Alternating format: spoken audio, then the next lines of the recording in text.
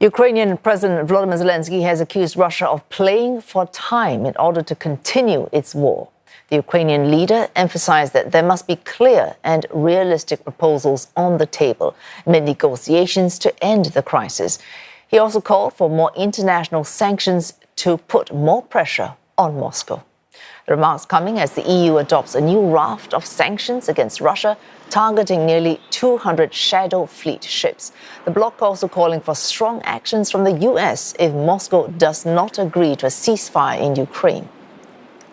We will agree on the 17th package of sanctions today, but we continue on working on the next strong package of sanctions to put more pressure on Russia so that they would also want peace.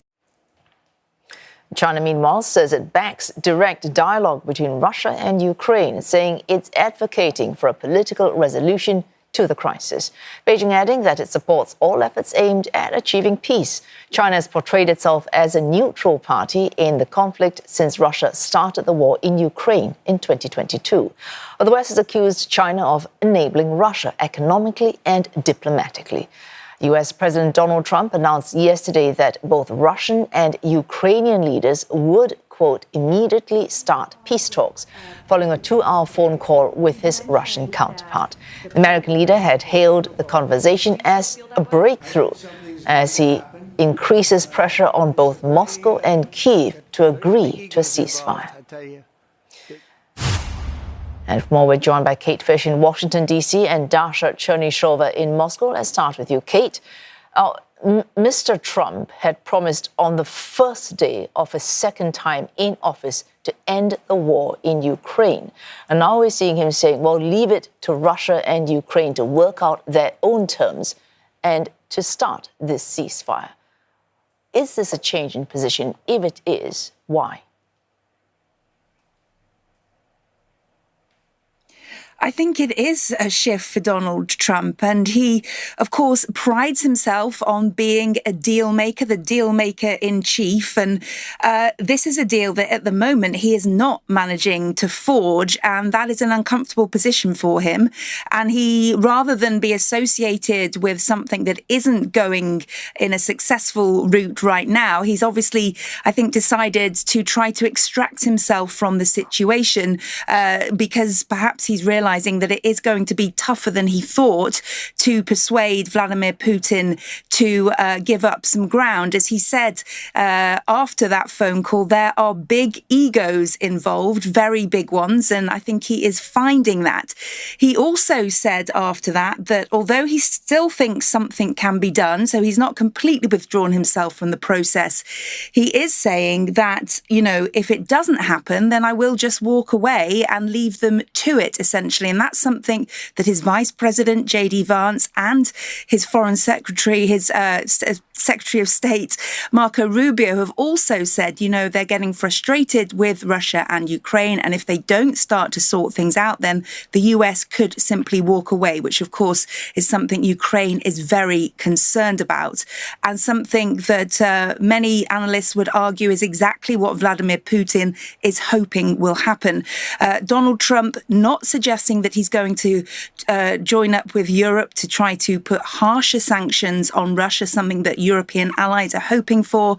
The only thing that he seems to be indicating that he's using to try to pressure Vladimir Putin is the enticement of fewer sanctions and trade deals if Vladimir Putin gives up this war, which at the moment he doesn't seem ready to do.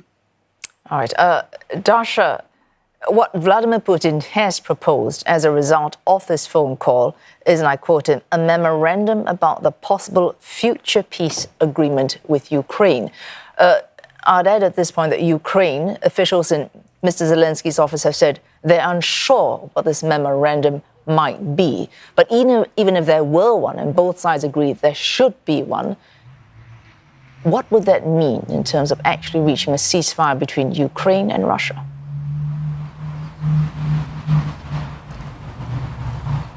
Well, we understand that what Moscow is proposing at this stage is to continue the negotiations with the Ukrainian side, and Moscow has suggested in Istanbul that both parties have to provide their visions of how they see the ceasefire being implemented.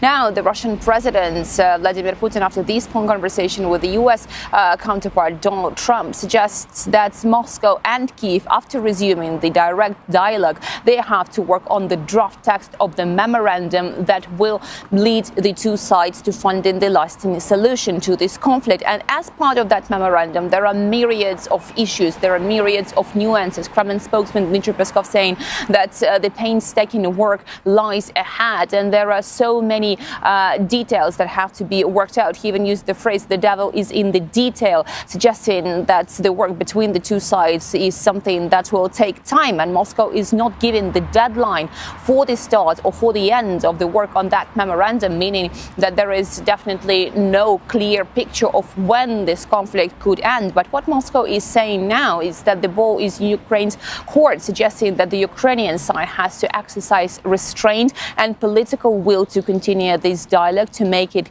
going, and to make sure that Ukraine gets the best deal in the current circumstances. Because what Moscow is stressing and has been stressing is that the root causes of the Ukraine conflict have to be eliminated as part of the wider settlement of the Ukraine conflict. Moscow is not interested in any short-term solutions, but says, okay, if you have a vision, if you have some guarantees, you have to outline that, meaning that Moscow is not saying no to the potential 30-day ceasefire, but suggesting that there have to be some guarantees that Ukraine will not use this time to respite, to rearm, to remobilize and get more weapon supplies from the West. And as for the economic side of this issue and those sanctions that have been introduced against Russia or could be introduced if those talks fail, Moscow says it is not responding to ultimatums. And interestingly, Foreign Ministry spokeswoman Maria Zakharova has said that perhaps the Western countries should also work on the package of sanctions against the Western countries that are not encouraging Ukraine to continue the talks. Oh, thanks for that, Dasha, Chernyshova in Moscow, and before that, of course, Kate Fisher in Washington, D.C.